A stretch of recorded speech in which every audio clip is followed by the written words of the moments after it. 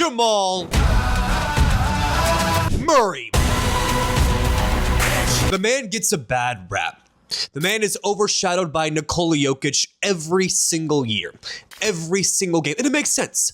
Nikola Jokic, Mr. Triple-Double, Mr. Serbian Warlord, Mr. MVP, Mr. Everything. But hey, Jamal Murray's there too. Hey, Jamal Murray is his teammate. That's his dynamic duo. Murray whips it outside, get Cam in the corner, Jokic in the lane, and the little floater is good. And I'm no Nuggets fan, I'm no Jamal Murray stan, I'm no meat writer of any of those people. But sometimes when I watch these Nuggets games, I realize, you know what, Jamal Murray's pick and roll, you know what? It's pretty nasty. Jamal Murray has the potential to go off for 30 himself any given night. Yeah, sure, it would probably be a lot easier to play basketball when Nikola Jokic is setting your screens and, you know, the defenders have to worry about, oh, wait, I don't really want Nikola Jokic to get open because he's really good at basketball. So, Jamal, you can just please don't score. Try not to. So, yeah, it's a lot easier with Nikola Jokic. I mean, come on. The Spurs, Murray in the lane, scoop it up and in. But Jamal Murray is his own individual star as well. 30 points on the Rockets. Told Kevin Durant, take that, Kevin, take that, Kevin, take that, Kevin. A 30-point blowout. And it's so funny to me, by the way, I just realized like every team in the West is like tied in the same record. I think they're all like 40 and 25 or 30, 40 and 25, something around there, which is nuts. Even the Suns are creeping up like 2 wins off. Like the 4th through 8th seeds is all tied, which is awesome. That's how the NBA should be. We should have this March Madness feel of like they can win or they can win or they can win. They're all the same 50-50. 50-50 they win, 50-50 they win, 50-50. You know, it's fun when someone else won. But this is about Jamal, the Stall Murray. Just came up with that nickname because it rhymed. Jamal Murray's game is beautiful. His little, by the way, the Archer celebration, sick as heck, my boy. Love that stuff. A heartbeat, Jamal Murray! But Jamal Murray is an assassin on his own. An amazing shooter, amazing off the pick and roll, amazing passer. It's Jamal Murray. I feel like he doesn't get his shine on the Nuggets, but he's consistently having high-end 25 points per game outings. In the playoffs, he raises, like it is rare to find a star turning into a superstar in the playoffs. Jamal Murray has a ring for a reason. Jamal Murray is like the thorn in the side of the Lakers every single year for a reason. I mean, they used to be. They you know how like the Nuggets and the Lakers, you know, when AD was there, it was always the Nuggets somehow beating them almost every single time. Jamal Murray had some fire game winners. He had a game winner versus the Lakers over Anthony Davis, shot right over AD, bang-a-rooski. And when I saw that shot, I was like, Jamal Murray is his own guy, and he consistently proves it every single night. I mean, yeah, we know how good Jokic is, obviously, but no team is a one-man army ever. In the NBA, it takes a lot more than one guy to win a championship. If it was just one guy, then I don't have a clear example because I don't want to call anyone out. But just know, yeah, there is 4 other players on the team on the court with you. It's never one guy. As good as one guy can be, again, you can't win on your own. Even if you are Lord Almighty, you can't. You just can't. You can't. Prime MJ couldn't win on his own. Prime LeBron could not win on his own, even though he almost did in 2007, I believe, with a dog-ass Cavs team. They didn't win, but that was the closest I've seen to like I keep getting off topic. Jamal Murray, I love you, and I really do respect how he doesn't ask for the limelight that much. He says, "Well, what about me? I know Jokic is good, but what about me though? What about me? I'm also Jamal Murray. I'm also here, guys. Hello, woo, woohoo!" And I respect that. And Jamal Murray, 30 points against the Rockets. Good work. Kawhi, the Fry Leonard, another nickname rhymed. Kawhi Leonard, 45 points. The player of the day.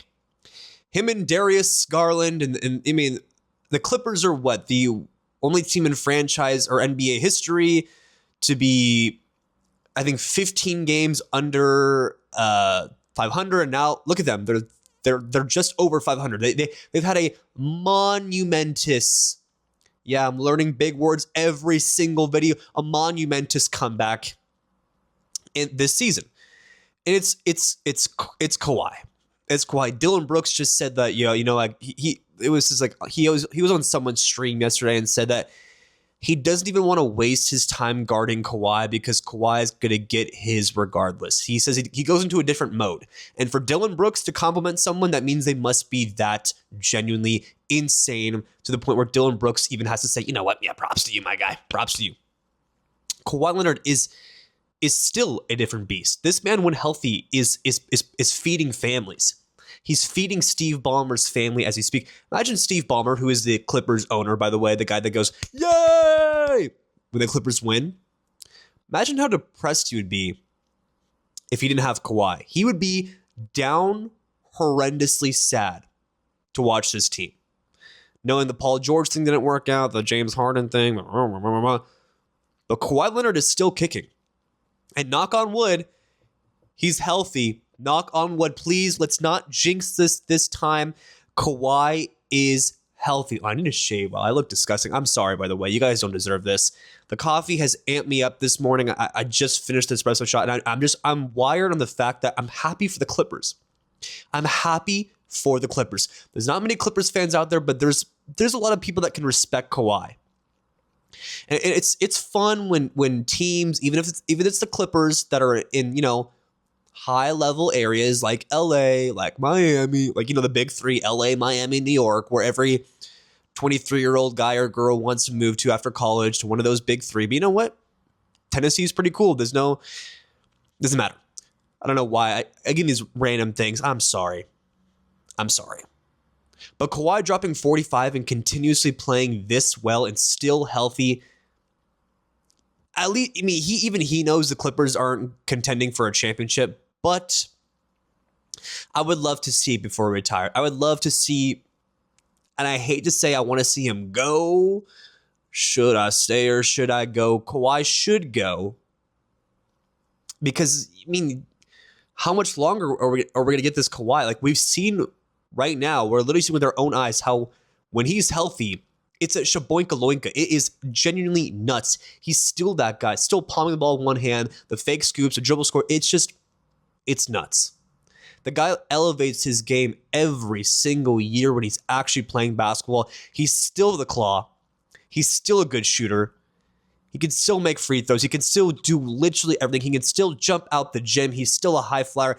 He is still Kawhi Leonard that we know and love. The same Kawhi Leonard that forced LeBron to make this face when he was subbing in.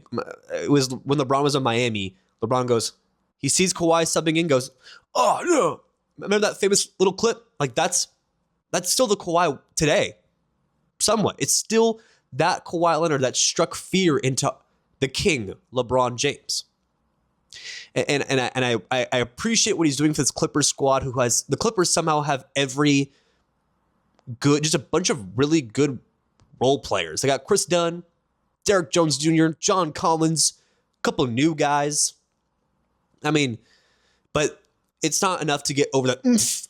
Yeah, got Darius Garland, but still not that to get to the championship level. But you know what? You can't always win a championship every single season. So, but I would like him to go eventually. I would like him to go just before he retires. Like, just come on, one more chip. We can get one more Kawhi Leonard chip, right? It's not gonna hurt anybody. But overall, Kawhi and the Clippers, a solid, fun team to watch. If you're ever bored one night, turn it on. You know who I do feel bad for, though? Demar DeRozan. Just dropped a high 30-plus point game against the Hornets last night. Hornets. And he's still dominating. I think he just surpassed someone for 18th over, I think it was Tim Duncan for 18th in points scored all time, which is still nuts. DeMar, I don't even realize how insane that is, and that DeMar DeRozan is top 20 all time in points scored in NBA history. And to see him just willowing away there on the Kings, who were 16 wins, the worst team in the NBA, is kind of like, it's sad. Even Russ still had a triple double like 2 games ago. Like the Kings still have some life, but they're just butt cheeks. They're butt cheeks.